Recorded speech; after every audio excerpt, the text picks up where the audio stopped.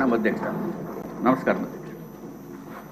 రఘురామరాజు గారు, రేపు మీకు మాట్లాడడానికి అవకాశం లేదు, ఇప్పుడే మాట్లాడారు 2 నిమిషాలు. ఇప్పుడైనా 3 నిమిషాలు. విష్ణుకుమార్ రాజు గారు అంతసేపు నేను మాట్లాడలేను.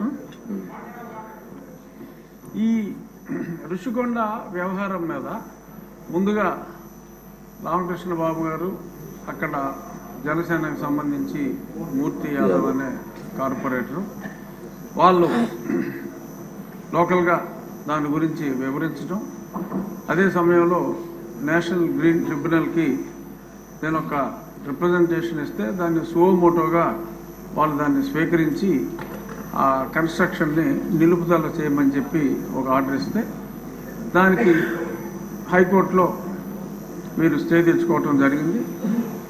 ఆ సమయంలో సుప్రీంకోర్టుకి నేను ఈ విషయాన్ని తీసుకువెళ్ళినప్పుడు పచ్చి అబద్ధాలు అంటే అసలు గతంలో ఎంత ఎస్ఎఫ్టీ ఉందో సుమారు 22,000 చిల్లర ఎస్ఎఫ్టీ ఉండేది, ఆ చిన్న కాటేజెస్. అదే చోట ఆ ఎస్ఎఫ్టీకి మించకుండా కట్టమని చెప్పి చాలా క్లియర్గా సుప్రీంకోర్టు డైరెక్షన్ ఇచ్చిన తర్వాత ఆ మ్యాటర్ని హైకోర్టుకి రిఫర్ చేశాను. ఆ డైరెక్షన్ ఇచ్చిన తర్వాత హైకోర్టుకి అన్ని రాంగ్ ఎఫిడవిట్స్ వాళ్ళు ఫైల్ చేసి తూచా తప్పకుండా సుప్రీంకోర్టు గైడ్లైన్స్ని మేము ఫాలో అవుతున్నాం, ఈయన ప్రతిదానికి మా మీద కంప్లైంట్ ఇస్తాడు, అతని కంప్లైంట్లు మీరు పట్టించుకోవద్దు అని అన్ని రాంగ్ ఎఫిడవిట్లు నేను ముఖ్యమంత్రి నివాసం కోసం పట్టుకుంటున్నట్టు అప్పుడే చెప్తే అదేమీ లేదు, కేవలం టూరిజం డెవలప్మెంట్ కోసం మేము ఇన్ని 100 కోట్లు ఖర్చు పెడుతున్నామని చెప్పి బ్లేటెంట్ లైస్ని, అంటే అది పెర్జూరీ కింద వస్తుంది, కోర్టుని తప్పుదోవ పట్టించడం, అటువంటి ఇవన్నీ కూడా ఏపీ టూరిజం డెవలప్మెంట్ కార్పొరేషన్ వారి ద్వారా ఆ పచ్చి అబద్ధాలని అక్కడ ఫైల్ చేయటం, పలుసార్లు అది వాయిదా పడటం జరిగింది. చివరికి అనుకున్నట్టుగా ఆ 22,000 ఎస్ఎఫ్టీ కాకుండా ఇందాక గౌరవనీయులైన మంత్రివర్యులు చెప్పినట్టు 1,20,000 చిల్లర ఎస్ఎఫ్టీ కట్టడం, ఆ తర్వాత ఒక చిన్న డ్రామా, ఎందుకంటే అప్పుడు దాకా అది టూరిజం ప్రాజెక్ట్ అని చెప్పారు.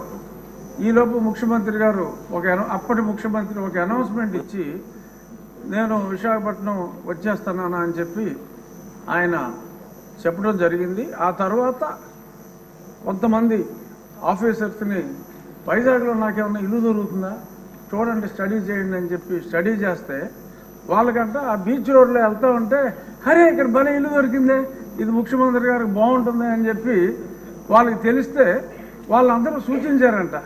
సరే దట్స్ ఆల్ రైట్, అందులోనే ఉందాం, పోనీ టూరిజం వాళ్ళకి చెప్పి అందులోనే ఉందాం, వాట్ ఈస్ దేర్, నాకు ఎక్కడైనా పర్వాలేదు, ఐఎమ్ ఏ సింపుల్ మ్యాన్ అని చెప్పి దానికి ఆయన అంగీకారం తెలిపారు. ఆ తెలిపిన తర్వాత కూడా మళ్ళీ హైకోర్టులో ముందు నుంచి చెప్తున్నాం సార్, ఇప్పుడు ఇల్లు అఫీషియల్గా ఓకే చేశాడు, ఇప్పుడైనా సరే చర్యలు తీసుకోండి అంటే కోర్టు వారు అసలు మా రూల్స్ వైలేట్ చేస్తే ఏ క్షణంలోనైనా మేము ఆర్డర్స్ ఇస్తాము, డిస్మాంట్లింగ్ ఆర్డర్స్ ఇస్తాము, మీరేం వరీ కావక్కర్లేదన్నారు. ఇప్పుడు దాకా ఆ మ్యాటర్ రాలేదు, ఎలక్షన్ వచ్చింది, ఆయన వెళ్ళిపోయాడు. సో ఇప్పుడు ఆ ప్రాపర్టీ, ఎందుకంటే ఆయన అంటే డిస్ట్రక్షన్తో మొదలుపెట్టారు, నాకు తెలిసి గౌరవనీయులైన ముఖ్యమంత్రి గారు ఈయనంతా కన్స్ట్రక్షన్ బేస్డ్ యాక్టివిస్ట్, అతను డిస్ట్రక్షన్ బేస్డ్. సో కాబట్టి ఒక 500 కోట్లు ప్రజలను దుర్వినియోగం చేశారు, శిక్షించాలి అని చెప్పి మా విష్ణుకుమార్ రాజు గారు గట్టిగా చెప్పారు. కానీ కొన్ని వేల కోట్లు రకరకాల ఇష్యూస్లో దుర్వినియోగం అయినాయి. ఈ 500 కోట్ల వలన అతను అలరయ్యి ఒక మంచి ప్రభుత్వం రావడానికి దోహదం చేశాడు. కాబట్టి అంటే నెగిటివిటీలో పాజిటివిటీ వెతుక్కోవటం. సో అంచేత 500 కోట్లు ఖర్చు పెట్టి ఆయన కట్టుకున్నది ఇల్లు కాదు, ఆయన రాజకీయ సమాధి కట్టుకున్నాడని చెప్పి భావిస్తూ 500 కోట్లని మనం క్షమించేయచ్చు, చూడవలసిన వాటి మీద ఎలా అధ్యయనం చేయాలో చూడాలని perhaps this is my last speech.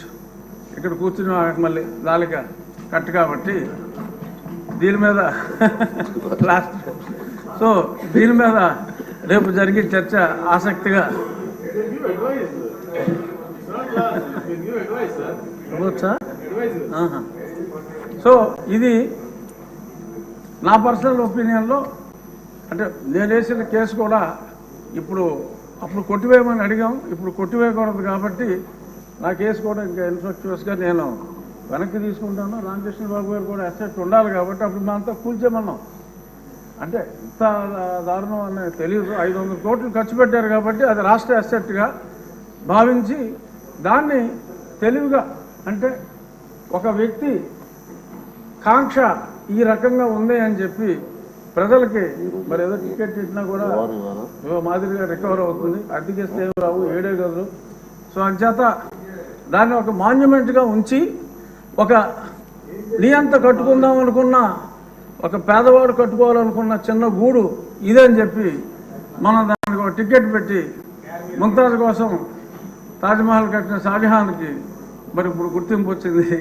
అలాగే దాన్ని మనం ఒక మాన్యుమెంట్గానే వాడుకుని ఒక నియంత కట్టుకున్న చిన్న ఇల్లుగా మనం అభివర్ణించి దాన్ని ఎటువంటి కూల్చివేతలు లేకుండా చక్కగా సౌందర్యంగా దాన్ని మెయింటైన్ చేయాలని చెప్పి టూరిజం మంత్రి గారిని మనస్ఫూర్తిగా కోరుకుంటూ మా విష్ణుకుమార్ రాజు గారు చెప్పిన చర్యలు ఎక్కడొద్దు, చర్యలు చాలా అట్లకు ఉందని తెలియజేస్తూ నమస్కారం.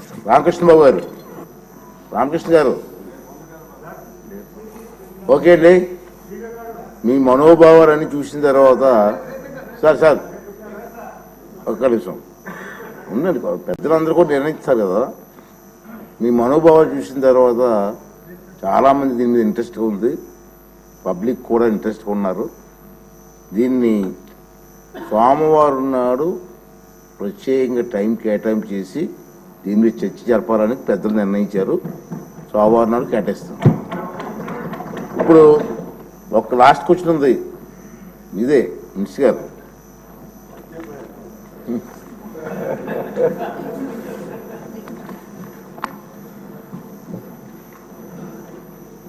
అధ్యక్ష, ఏ ప్రశ్నకు సమాధానం అవునండి.